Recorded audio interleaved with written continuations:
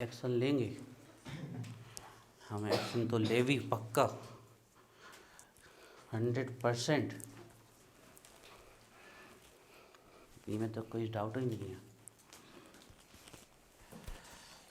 The enthalpy of combustion of carbon is -393.5 kilo joule पर मोल। Calculate the amount of heat reach in formation of 35 gram of CO2। जो कैसा question है, carbon के combustion की बता रहे और CO2 के फॉर्मेशन की पूछ रहे। जो कैसा क्वेश्चन है, जो कैसा क्वेश्चन है, चलो देख लेते हैं। थोड़ी थोड़ी अगर पिछलो ज्ञान याद आ रहा हो तो हमने बताई थी कि कार्बन ग्रेफाइट कंबस्टन और CO2 फॉर्मेशन की एंथैल्पी क्या होती है, सेम होती है। कार्बन ग्रेफाइट कंबस्टन और CO2 फॉर्मेशन की एंथैल्पी क्या होती है, सेम। इसी प्रकार हाइड्रोजन कंबस्टन और वाटर फॉर्मेशन की क्या होती है, सेम होती है। वहीं से क्वेश्चन आया गिवन।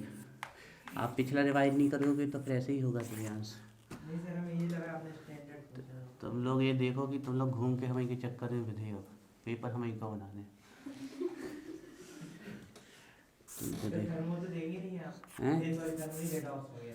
बेटा हम सब दे भी, जो हमें पढ़ाओ नहीं है वो भी दे। अब तुम क्या हो, स्कूल वाले बच्चे,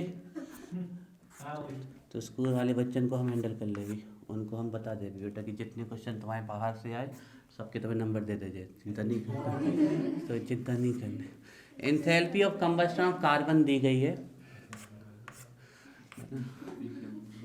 तो वो उनको तो सही लिखने में भी नंबर नहीं मिले, तुम्हारे कहाँ गलत फहमी में घूम रहे। आप थोड़ी मजा है पेपर बना रहे हैं, अभी 2-3 पेपर में का हो, आप बना भी हम अच्छे पेपर। अब तो नेमिंग भी हो गई है, ऐसा टेढ़े मेढ़े स्ट्रक्चर बना के भेज दें, एक ही नेम में 3 घंटा निपट जाने।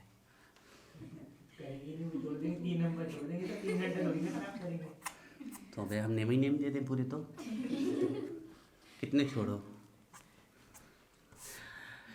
इन पढ़ो जितनो अथक पढ़ सका तो उतनो पढ़ो। विचारों की सीमा बिल्कुल ऐसो, कैसे क्वेश्चन ऐसो नहीं आने। What is intensive property, what is extensive property, ऐसा क्वेश्चन नहीं आने। क्वेश्चन कुछ ऐसो आए नहीं, वैसे जहाँ तुम सोच वो छोड़ो, तैसे क्वेश्चन बना भी। हाँ, enthalpy of combustion of carbon दी गई है -393.5 किलो जूल, और पूछा गया है कितने ग्राम है, 35.2 ग्राम CO2 जब बनेगा। फॉर्मेशन ऑफ 30.2 ग्राम CO2 जब फॉर्म होगा, 35 ग्राम CO2 will form when 35.2 gram CO2 will form. तो इसकी एंथैल्पी ऑफ फॉर्मेशन पूछी गई है।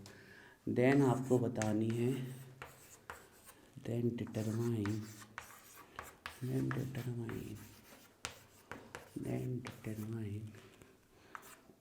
Enthalpy of formation of CO2।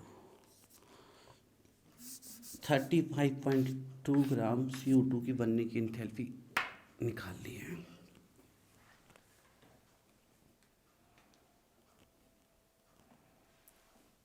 Simple है, कुछ नहीं, बन जाएगा।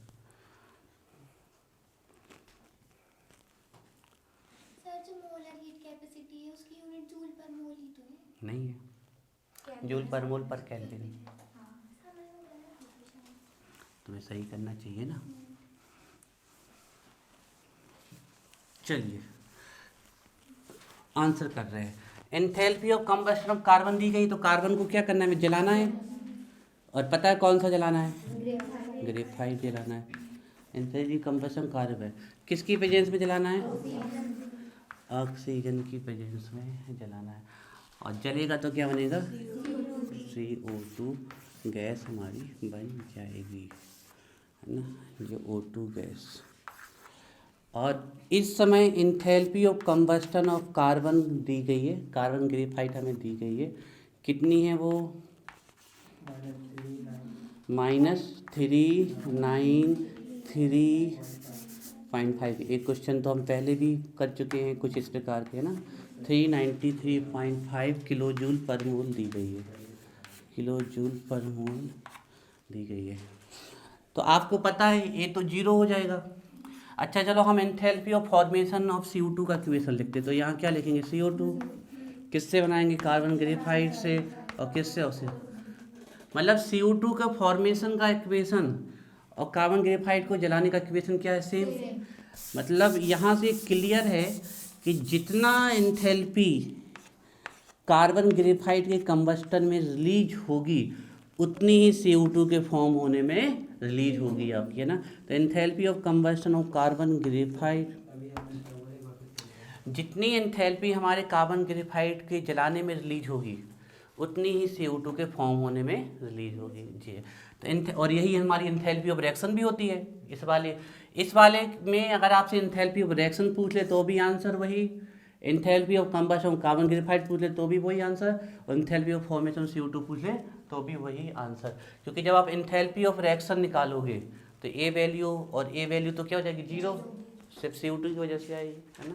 तो enthalpy of combustion of carbon graphite equal है enthalpy of formation of CO2, है ना। और यही एंथैल्पी ऑफ रिएक्शन भी अगर आप लिखना चाहते हो तो लिख लो।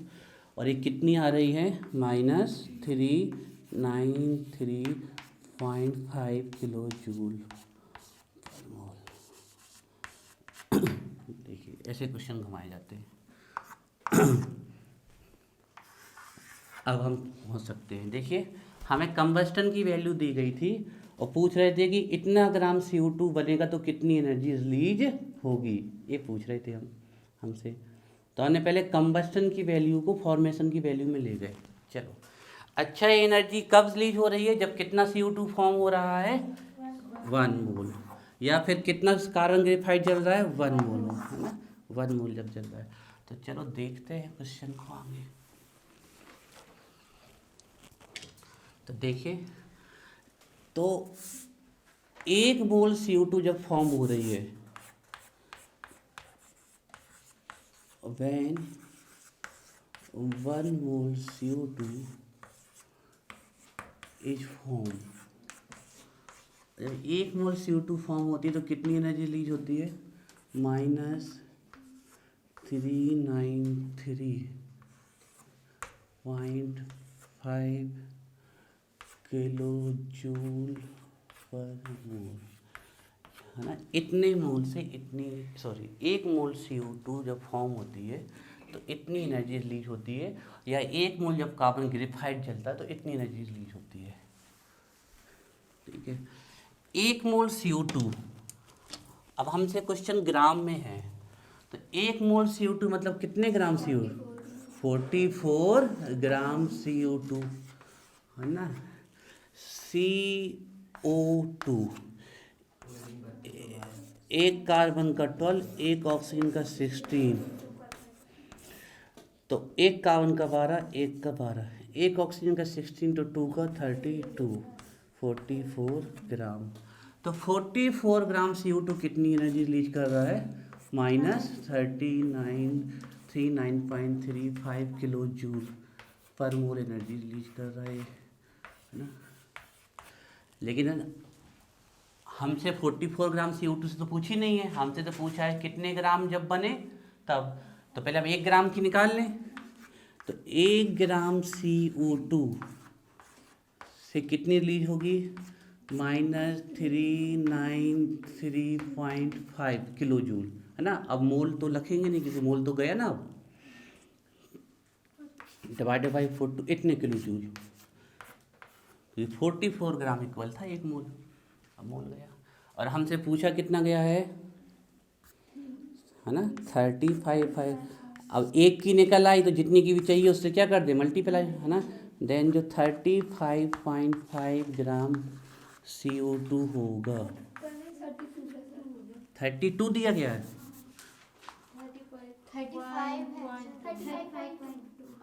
35.2, ओके ओके, चलिए 35.2 ग्राम CO2 से कितनी एनर्जी रिलीज होगी। चलिए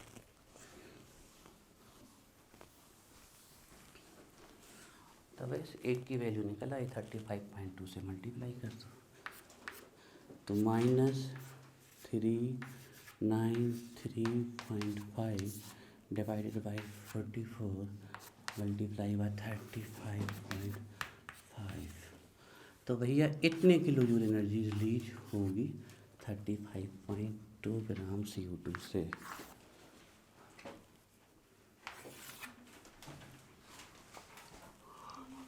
कर लेना मल्टीप्लाई डिवाइड। चलो आगे करो, नेक्स्ट टॉपिक डालो रेडी। कर लोगे ना इसे, तो हम टाइम वेस्ट नहीं कर रहे, मल्टीप्लाई कर लेना उसमें क्या।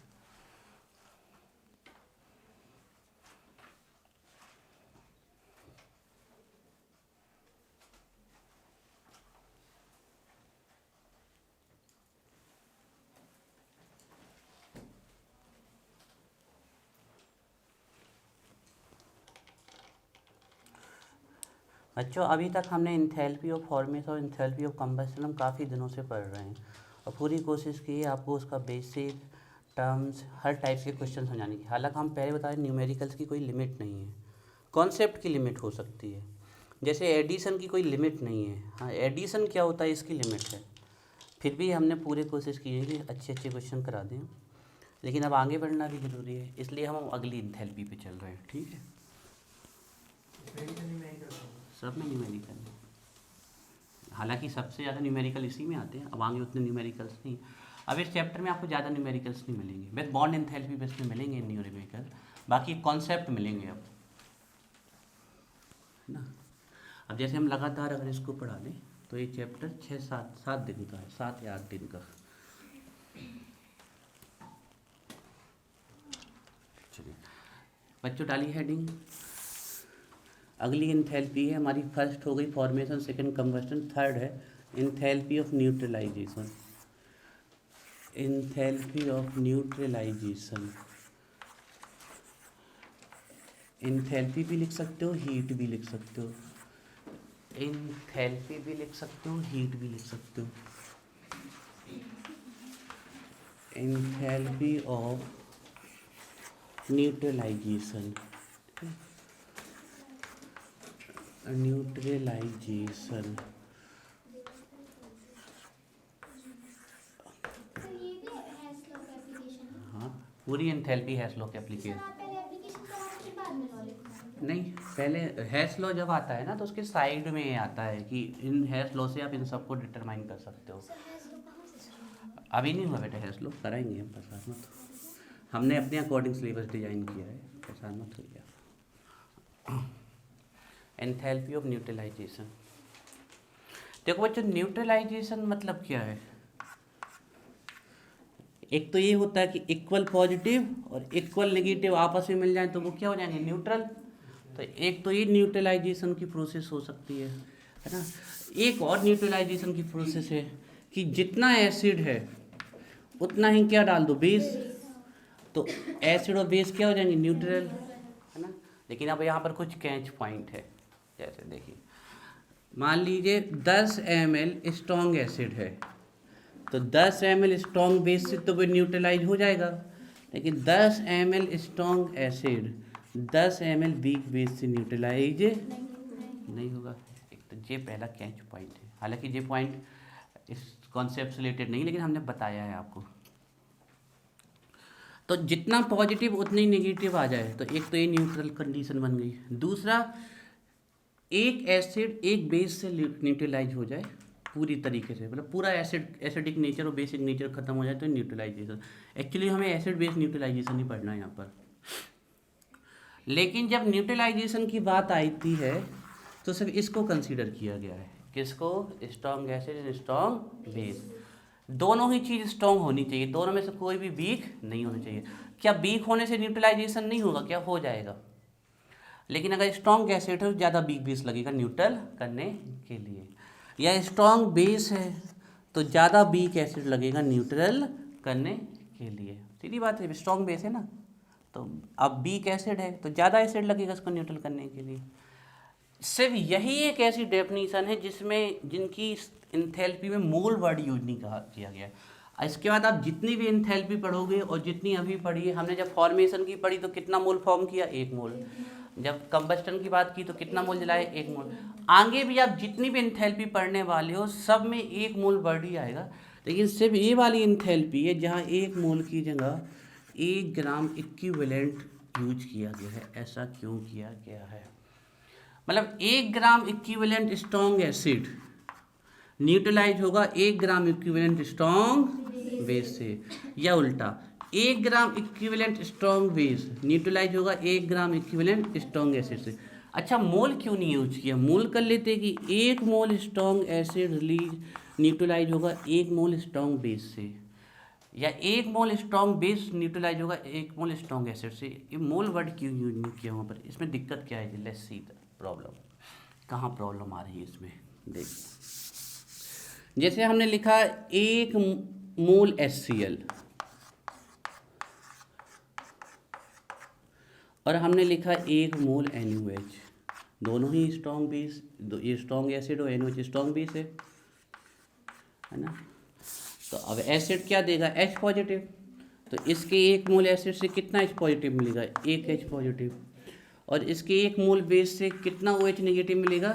1 OH नेगेटिव। और ये पूरी तरीके से आपस में रिएक्ट करेंगे और न्यूट्रल क्या बना लेंगे? वाटर का मॉलिक्यूल। मतलब यहाँ तो 1 मोल से काम चल गया। 1 मोल HCl ने 1 मोल NaOH को पूरी तरीके से क्या कर दिया? न्यूट्रलाइज कर दिया। तो हम मोल वर्ड यूज कर सकते थे, ग्राम इक्विवेलेंट क्यों यूज किया? हम कह सकते थे द एंथैल्पी, और हमेशा न्यूट्रलाइजेशन में एंथैल्पी रिलीज ही होगी, पक्का है। The enthalpy, the amount of enthalpy, the amount of heat is release when 1 mole of acid is completely neutralised by 1 mole of strong base and vice versa, ऐसे बोल सकते थे। लेकिन दिक्कत अब यहाँ आ गई। जैसे हम लिखें 1 मोल H2SO4 को न्यूट्रलाइज करना है हमें, स्ट्रॉन्ग एसिड है और बेस भी स्ट्रॉन्ग ले रहे हैं, और 1 मोल क्या ले रहे हैं हम? NaOH। देखते हैं क्या 1 मोल H2SO4 को 1 मोल NaOH न्यूट्रलाइज कर सकता है क्या? Let's see. तो देखिए 1 मोल H2SO4 कितना H पॉजिटिव देगा? 2H, जबकि 1 मोल NaOH कितना OH देगा? 1 OH। तो 1 H और 1 OH क्या मिल जाएगा? 1 H2O। लेकिन अभी भी सोल्यूशन में क्या बचा रहेगा? मतलब सोल्यूशन अभी भी कैसा रहेगा? एसिडिक ही रहेगा, अभी भी सोल्यूशन न्यूट्रल नहीं हुआ है। मतलब मोल के केस में ऐसा नहीं है कि हर बार 1 मोल एसिड 1 मोल बेस से न्यूट्रलाइज हो जाएगा, लेकिन ग्राम इक्विवेलेंट के केस में ऐसा होता है। देखिए बताते हैं ग्राम इक्विवेलेंट के केस में कैसे होता है, अभी बताते हैं। उल्टा भी हो सकता था, हम लिख दें 1 मोल CaOH फुल ट्वाइस और 1 मोल लिख दे HCl। 1 मोल CaOH वोल्टेज कितना OH नेगेटिव देगा? 2H negative. और 1 HCl कितना देगा? 1 H पर। तो 1 H और 1 OH क्या बन जाएगा? 2O। और अभी भी सोल्यूशन में क्या हो जाएगा? मतलब मोल के केस में ये हम नहीं बोल सकते डेफिनेशन में कि हमेशा 1 मोल HCl 1 मोल एसिड 1 मोल बेस से न्यूट्रलाइज हो जाएगा, ये नहीं हो। क्योंकि कई बार जो 1 मोल एसिड है वो डाइप्रोटिक भी हो सकता है, मतलब 2H पॉजिटिव रिलीज कर सकता है। ट्राइप्रोटिक भी हो सकता है, जैसे H3PO4 है ना। तो अब 1 मोल अगर H3PO4 है तो 1 मोल H3PO4 को न्यूट्रलाइज करने के लिए कितने मोल NaOH लगेंगे? 3 मोल NaOH लगेंगे। यहाँ से 3H पॉजिटिव मिलेगा और यहाँ से 1 OH नेगेटिव मिलेगा, तो कितने OH नेगेटिव चाहिए हमें? 3। तो 3 OH नेगेटिव के लिए कितने NaOH लगेंगे? 3। तो ऐसा नहीं हो सकता। अब बात है ग्राम इक्विवेलेंट की। देखिए ग्राम इक्विवेलेंट क्या होते हैं। देखो ग्राम इक्विवेलेंट से क्या मतलब है, अगर हम पूरा कॉन्सेप्ट बता दें, कल ही शायद पूछा था दिव्यांश ने, ग्राम इक्विवेलेंट क्या होते हैं। ग्राम इक्विवेलेंट निकलते हैं molar mass divided by equivalent mass से। फर्दर जो इक्विवेलेंट मास है, नहीं, mass divided by equivalent mass से। फर्दर जो इक्विवेलेंट मास है वो किससे निकलता है? Molar mass divided by valency factor से, है ना। तो यहाँ रख दें हम मास और यहाँ क्या रख दें हम? मोलर मास, और डिवाइड कर दें वैलेंसी फैक्टर। तो यहाँ कितना आ गया? 1 वैलेंसी जो भी है मतलब वैलेंसी फैक्टर समझ में आया ना कैसे किया। एक्यूमुलेट मास की जगह हम क्या रख सकते हैं, molar mass divided by valency, तो वैलेंसी फैक्टर यहाँ चला जाएगा, तो molar mass into valency factor. अब यहाँ देखो ये क्या आ गया, मोल, और ये क्या रखा हुआ, वैलेंसी फैक्टर रखा हुआ है आपका। अब किसी एसिड का वैलेंसी फैक्टर क्या होता है, वही तो हम भी पूछ रहे हैं, किसी एसिड का वैलेंसी फैक्टर क्या होता है, जितना वो H पॉजिटिव रिलीज करेगा। जैसे कि HCl का वैलेंसी फैक्टर कितना है 1, H2SO4 का वैलेंसी फैक्टर कितना है 2, बेस का वैलेंसी फैक्टर जितना वो OH नेगेटिव रिलीज करेगा, जैसे इसका 1, और CaOH होल ट्वाइस का कितना होगा 2। एसिड का वैलेंसी फैक्टर जितना वो H रिलीज करेगा, और बेस का वैलेंसी फैक्टर जितना वो OH रिलीज करेगा, है ना जी। तो अब जैसे हम कहें 1 मोल HCl के ग्राम इक्विवेलेंट बताओ, तो 1 मोल HCl के ग्राम इक्विवेलेंट भी कितने आएंगे, एक ही आएगा, चेक करें। 1 मोल HCl की ग्राम इक्विवेलेंट, तो 1 मोल, मोल की जगह कितना रखें 1, और HCl का वैलेंसी फैक्टर भी कितना है 1, तो कितना आया 1। तो 1 मोल HCl का ग्राम इक्विवेलेंट कितना है 1, लेकिन 1 मोल H2SO4 का ग्राम इक्विवेलेंट देखो कितना आ रहा है, 1 मोल H2SO4 का ग्राम इक्विवेलेंट कितना आ रहा है, 1 मोल मतलब H2SO4 कितना लिया 1 मोल, 1 मोल, और H2SO4 का वैलेंसी फैक्टर कितना है 2, 1 मोल H2SO4 का जो ग्राम इक्विवेलेंट आया वो कितना है 2। मतलब यहाँ से हमें बिल्कुल सही जानकारी मिल रही है कि 1 मोल H2SO4 कितना H पॉजिटिव रिलीज करेगा 2H पॉजिटिव, मतलब जितना उसमें है उतना ही बता रहा है ना हमारा, जितना। तो हम कह रहे हैं कि 1 ग्राम इक्विवेलेंट H2SO4, मतलब 1 ग्राम इक्विवेलेंट H2SO4 मतलब कितना H पॉजिटिव निकलेगा, 1 H पॉजिटिव 1 ग्राम। लेकिन अगर हम 1 मोल H2SO4 बोल रहे हैं तो कितना H पॉजिटिव निकल रहा है 2। बड़े ध्यान से सुनो इसको, हाँ कह रहे हैं कि 1 मोल H2SO4 तो कितना H पॉजिटिव मिलेगा 2 मिलेगा। और हमने कहा कि 1 मोल H2SO4 में कितने H पॉजिटिव, कितना ग्राम इक्विवेलेंट है 2 ग्राम इक्विवेलेंट, 1 मोल H2SO4 में कितना ग्राम इक्विवेलेंट है 2 ग्राम इक्विवेलेंट है। तो अगर हम 1 ग्राम इक्विवेलेंट लिखेंगे तो उसका मतलब कितना होगा, एक ही होगा ना, एक ही होगा।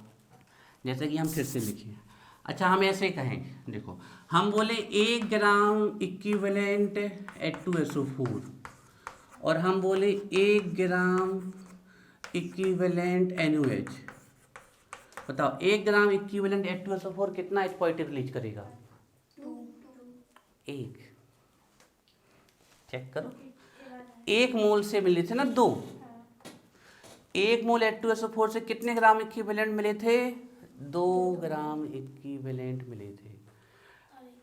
और 1 ग्राम इक्विवेलेंट, 1 ग्राम इक्विवेलेंट, ये देखिए ये मिला जो है हमें ग्राम इक्विवेलेंट मिले हैं आपके, यहाँ पे हमने H2SO4 कितना रखा था 1 मोल रखा था ना, 1 मोल H2SO4 से हमें कितना ग्राम इक्विवेलेंट मिला 2, 1 मोल से, 1 मोल से। और 1 ग्राम 1 ग्राम इक्विवेलेंट नहीं है आपका यहाँ पर, जी यहाँ निकल के आया कि 1 मोल H2SO4 में कितना ग्राम इक्विवेलेंट है 2 ग्राम इक्विवेलेंट। 1 ग्राम इक्विवेलेंट तो हमेशा किसके बराबर होगा, A1 के ही बराबर होगा आपका। ऐसे देखो अभी नहीं आ रहा समझ में, हम ये कह रहे हैं कि 1 मोल H2SO4 जो था, 1 मोल H2SO4 में कितने ग्राम इक्विवेलेंट आए थे 2 ग्राम इक्विवेलेंट आए थे। इसका रीजन ये है क्योंकि 1 मोल H2SO4 तो मोल की जगह हमने रख दी 1 वैल्यू, और H2SO4 का वैलेंसी फैक्टर कितना है 2 रख दिया, तो 2 ग्राम इक्विवेलेंट आए। लेकिन हम 1 ग्राम इक्विवेलेंट बोलेंगे तो वो कितना आएगा 1, या हम उल्टा पूछ लें कि 1 मोल H2SO4 कितना ग्राम इक्विवेलेंट के बराबर होगा, तो आंसर होगा 2 ग्राम इक्विवेलेंट के बराबर होगा आपके। अच्छा 1 ग्राम इक्विवेलेंट का मतलब कितना होता है, एक ही होता है। तो अगर हमने बोल दिया 1 ग्राम इक्विवेलेंट H2SO4 तो पक्का है वो कितना H रिलीज करेगा, एक ही H पॉजिटिव रिलीज करेगा। और 1 ग्राम इक्विवेलेंट NaOH बोल दिया तो वो कितना OH नेगेटिव लीच करेगा? एक ही। चेक कर लो 1 ग्राम इक्विवेलेंट NaOH कितना लीच करता है आपका। चलो चेक करते हैं। पहले 1 मोल NaOH से देखते हैं कितना आता है। 1 मोल NaOH रखो, 1 मोल की वैल्यू 1 मोल रख दिया और NaOH का वैलेंसी फैक्टर कितना है? 1। तो ये इसका ग्राम इक्विवेलेंट कितना आ गया? 1। अच्छा एक चीज़ और, जिसका बैलेंसी फैक्टर 1 होगा उसका मोल और ग्राम इक्विवेलेंट सेम देख लो। बैलेंसी फैक्टर 1 रख दोगे तो जितना मोल में होगा उतना ही क्या होगा? ग्राम इक्विवेलेंट में होगा। तो 1 ग्राम इक्विवेलेंट NaOH अगर हम, अब देखो ये तो गया, ये कितना बन गया? 1 ग्राम इक्विवेलेंट। तो 1 ग्राम इक्विवेलेंट NaOH से कितना OH निकलेगा? 1। अब देखो 1 gram equivalent H2SO4 1 gram equivalent NaOH को न्यूट्रलाइज कर सकता है? कर सकता है। लेकिन अगर हम बोल देते कि 1 मोल H2SO4 1 मोल H2SO4 1 मोल NaOH से न्यूट्रलाइज हो सकता है क्या? नहीं हो सकता। इसका रीजन ये है कि 1 मोल H2SO4 से कितना H पॉजिटिव आना है? 2, और जबकि 1 मोल NaOH से कितना OH नेगेटिव आना है? 1। ये इसका कारण है। तो इसीलिए क्योंकि मोल के केस में जो हमें H पॉजिटिव या OH नेगेटिव के नंबर मिल रहे हैं किसी के 1 मोल से, जैसे कि हम बात करें तो हमने बोला 1 मोल HCl, 1 मोल HNO3, 1 मोल HNO3, 1 मोल H2SO4, 1 मोल H3PO4, सबसे H पॉजिटिव अलग अलग मिल रहे हैं ना। अब ये क्या सभी 1 मोल NaOH से न्यूट्रलाइज हो जाएंगे क्या? नहीं, इसमें से सभी ये वाला न्यूट्रलाइज हो जाएगा और ये वाला हो जाएगा। लेकिन इसके 1 मोल को न्यूट्रलाइज करने के लिए कितना मोल NaOH लगेगा? 2 मोल, और इसके 1 मोल को 3। लेकिन अगर हम बोल देते कि ये 1 ग्राम इक्विवेलेंट है तो इन सब से कितना H पॉजिटिव निकलता? एक ही H पॉजिटिव निकलता, बिल्कुल फिक्स है 100%। तो 1 ग्राम H इक्विवेलेंट चाहे HCl हो, चाहे 1 ग्राम इक्विवेलेंट HNO3 हो, चाहे 1 ग्राम इक्विवेलेंट H2SO4 हो, चाहे 1 ग्राम इक्विवेलेंट H3PO4 हो, ये किससे ली हो जाएंगे? 1 ग्राम इक्विवेलेंट NaOH से। हम उल्टा भी कह सकते हैं, हम यहाँ लिख देते NaOH CaOH होल ट्वाइस और FeOH होल थ्राइस। ठीक है, तो क्या ये सभी की सभी 1 मोल HCl से न्यूट्रलाइज हो जाएंगे क्या? नहीं, सिर्फ ए वाला न्यूट्रलाइज होगा। इसके 1 मोल को न्यूट्रलाइज करने के लिए 2 मोल HCl लगेंगे और इसके 1 मोल को न्यूट्रलाइज। लेकिन हम कह रहे थे कि ये 1 ग्राम इक्विवेलेंट है तो सबसे कितना OH नेगेटिव निकलता? 1 OH नेगेटिव ही निकलता। इसका रीजन ये है, चेक कर लेते हैं हम। 1 मोल, अब देखो जब बैलेंसी फैक्टर 1 होगा तो मोल और ग्राम इक्विवेलेंट क्या होंगे? सेम होंगे, तब तो दिक्कत नहीं। हम इस केस में चेक कर लेते हैं। मोल कितना है? 1, बैलेंसी फैक्टर कितना है? 2, कितने ग्राम इक्विवेलेंट निकले? 2। तो 2 ग्राम इक्विवेलेंट से कितना OH नेगेटिव निकल रहा है? 2 निकल रहा है ना, चेक करो। तो 1 ग्राम हम कह रहे हैं कि 1 मोल CaOH होल ट्वाइस से 2 OH मिल रहे हैं 1 मोल से, लेकिन ग्राम इक्विवेलेंट बोले तो कितने ग्राम इक्विवेलेंट से हमें 2 OH मिल रहे हैं? 2 ग्राम इक्विवेलेंट। तो 2 ग्राम इक्विवेलेंट से अगर 2 OH मिल रहे हैं तो 1 ग्राम इक्विवेलेंट से कितना मिलेगा? 1। इसी प्रकार हम इसको देख लें, FeOH होल थ्राइस 1 मोल और बैलेंसी फैक्टर 3। तो हमसे कोई बोले कि 1 मोल FeOH होल थ्राइस से कितने OH मिल रहे हैं? 3। लेकिन अगर ग्राम इक्विवेलेंट में कह दे तो 3 ग्राम इक्विवेलेंट से हमें कितने OH मिल रहे हैं? 3। तो 3 ग्राम इक्विवेलेंट से अगर 3 OH मिल रहा है तो 1 ग्राम इक्विवेलेंट से क्या मिलेगा? 1 OH मिलेगा। इससे बच्चों हमें ग्राम इक्विवेलेंट की कहानी समझानी थी, चाहते तो हम डायरेक्ट आपको डेफिनेशन लिखवा सकते थे, लेकिन हमने कहा थोड़ा। अब देखो ग्राम इक्विवेलेंट ऐसे अभी आपको सिर्फ थोड़ा थोड़ा समझ में आया होगा, पता है एक बार में पूरी तरीके से समझ में नहीं आता, इसके लिए बेसिक से चलना पड़ेगा। तो देखिए किसी दिन बेसिक से समझा देंगे ग्राम इक्विवेलेंट क्या होता है। हालांकि नॉर्मेलिटी की डेफिनेशन में हमने थोड़ा सा समझा रखा है। तो लो डेफिनेशन खत्म। 1 gram equivalent acid 1 gram equivalent base से क्या हो जाएगा? कंप्लीटली न्यूट्रलाइज हो जाएगा। और हमने अभी आपको बताया कि दोनों ही हमें क्या लेने पड़ेंगे? स्ट्रॉन्ग। एसिड भी स्ट्रॉन्ग लेना पड़ेगा और बेस भी स्ट्रॉन्ग ही लेना, क्योंकि दोनों में से कोई एक वीक हुआ तो नहीं चल पाएगा। ऐसा नहीं हो सकता कि 1 gram equivalent weak acid 1 gram equivalent strong base को न्यूट्रल नहीं कर सकता है, दोनों ही स्ट्रॉन्ग होने चाहिए।